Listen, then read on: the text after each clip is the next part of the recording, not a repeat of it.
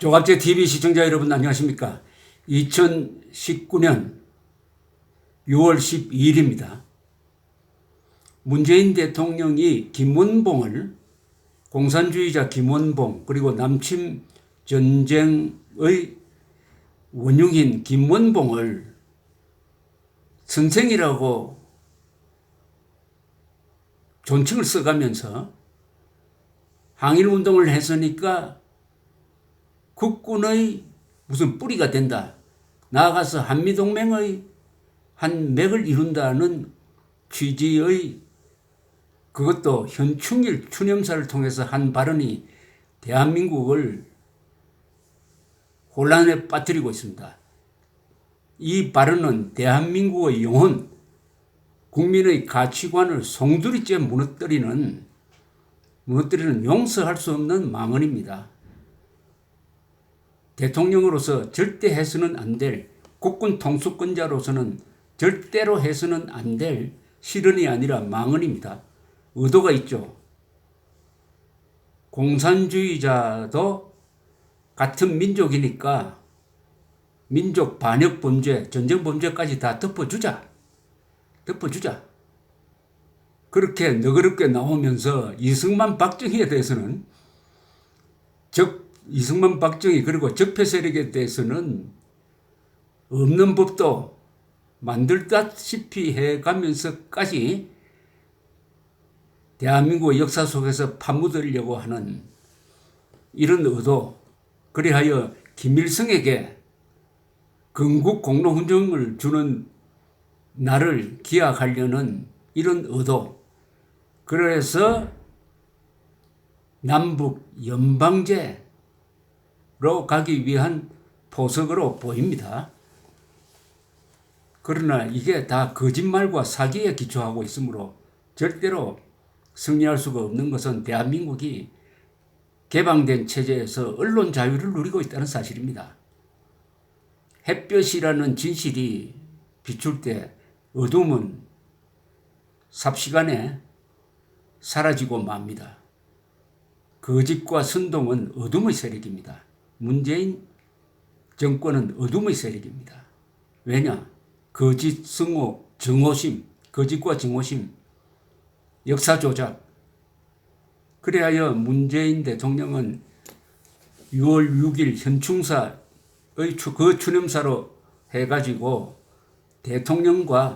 대통령이 대한민국과 이혼해야 하는 사태, 즉 불륜이 발각되어 가지고 대한민국으로부터 이혼당하는 사태를 지금 맡고 있습니다. 그런데 이들의 작당의 원초적 억지가 하나 있어요. 항일 독립운동을 한 사람이면은 공산주의자라도 애국자로 규정해야 한다는 이런 망발입니다. 여기서 간단 명료하게 정리를 해드리겠습니다. 공산주의자가 항일운동한 것은 독립운동과는 아무 관계가 없습니다. 항일했다고 해가지고 독립운동이 되는 게 아닙니다. 공산주의자가 항일을 한 목적을 알아야 합니다. 1930년대, 40년대 공산주의자는 세계 모든 나라에서 스탈린의 지시를 받았습니다. 그들은 스탈린을 대원수로 모신 자들입니다. 그들이 만들려고 한 조국은 자주 독립한 자유로운 나라가 아니었습니다. 그들이 만들려고 하는 조국은 지금 북한과 같은 저런 전체주의 노예 체제였습니다. 그들이 만들려고 하는 조국은 일제 치하보다 더 악독한 인권 유린이 자행되는 조선조보다도 더 후퇴한 그런 체제였습니다. 왜냐? 계급투쟁론에 물들면은 애국이고 민족이고 하는 것을 다 경멸하게 됩니다. 세계인 노동자여 단결하라는 말은 세계인 노동자가 단결해가지고 국가라든지 민족이라든지 이런 걸 다 무시하고 오로지 같은 계급끼리 합치자 이거죠. 따라서 공산주의자의 눈에는 국가가 없습니다. 공산주의자의 눈에는 민족이 없습니다. 오로지 계급 독재밖에 없습니다. 김원봉도 그런 자였습니다. 그러니까 그자의 항일은 하나의 방편이었습니다. 즉 공산주의자가 지배하는 지옥과 같은 나라를 만들겠다고 했으니까 독립운동을 한 것이 아니란 것입니다. 독립운동이라는 독립의 의미는 뭡니까? 일제로부터 독립한다. 그 다음에 압제로부터 독립한다. 즉 자유입니다. 자유로운 나라 그리고 자주하는 나라를 만들겠다는 건데 공산주의자는 자주하는 나라가 아니라 스탈린의 예속된 나라를 만들겠다. 자유하는 나라가 아니라 폭압하는 그런 계급 독재를 만들겠다는 것이니까 독립운동은 아닙니다. 김원봉에게 항일 독립운동이라는 월계관을 씌워주는 것은 히틀러에게 독일 국민들이 숙적인 프랑스와 대항했으니까 당신은 애국자다라고 말하는 것과 똑같습니다. 문재인 대통령 하면은 또 댓글이 막 달릴 것 같네요. 왜 대통령 하느냐고. 그래도 당분간은 문재인 대통령이라고 제가 불러주겠습니다. 문재인 대통령이 김원봉을 항일 독립운동가라고 우기는 것은 독일 국민이 히틀러는 애국자라고 우기는 것과 똑같다 이겁니다. 만약 독일 국민 중에서 히틀러를 애국자로 우기는 자가 있으면 감옥에 보냅니다. 유럽의 여러 나라에 유대인 학살을 옹호하는 자는 감옥에 보내는 법이 있어요. 이렇게 되면은 이제 정리가 될 것입니다. 더구나 김원봉은 해방된 이후에 본색을 드러냈습니다. 그게 공산주의자의 본색입니다. 즉 남한에 있다가 북한으로 가서 북한에 있으면서 요직을 차지해가지고 남침 원흉이 되었습니다.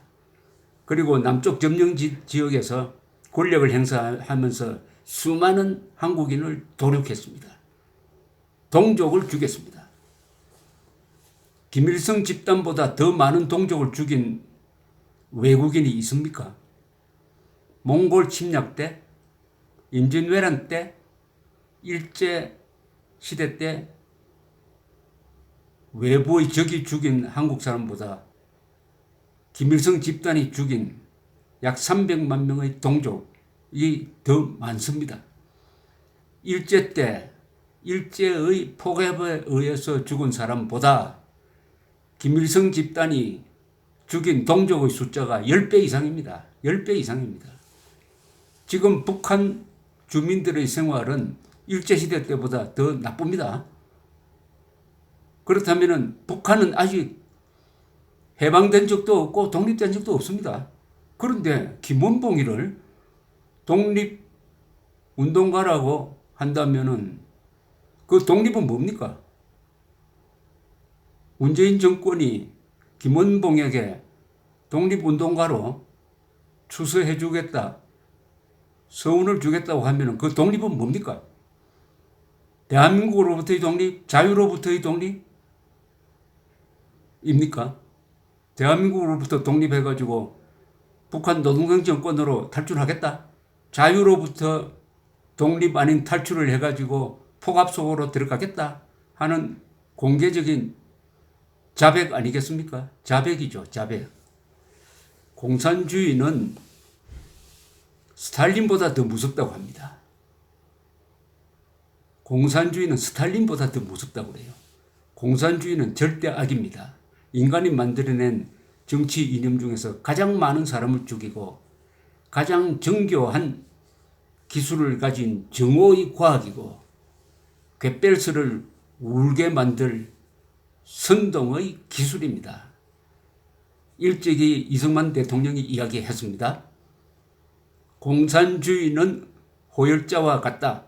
인간은 호열자와 같이 살 수 없다. 김원봉은 호열자와 같은 존재입니다. 그런 김원봉에게 훈장을 준다고요? 이것은 대한민국의 영혼을 팔아넘기려는 수작입니다. 문재인 대통령이 자기 고백을 했습니다. 우리 국민들은 그것을 사실로 받아들입시다. 그리하여 거기에 따른 대가를 치르도록 합시다. 공산주의자의 항일운동은 독립운동이 아니라 예속운동입니다. 감사합니다.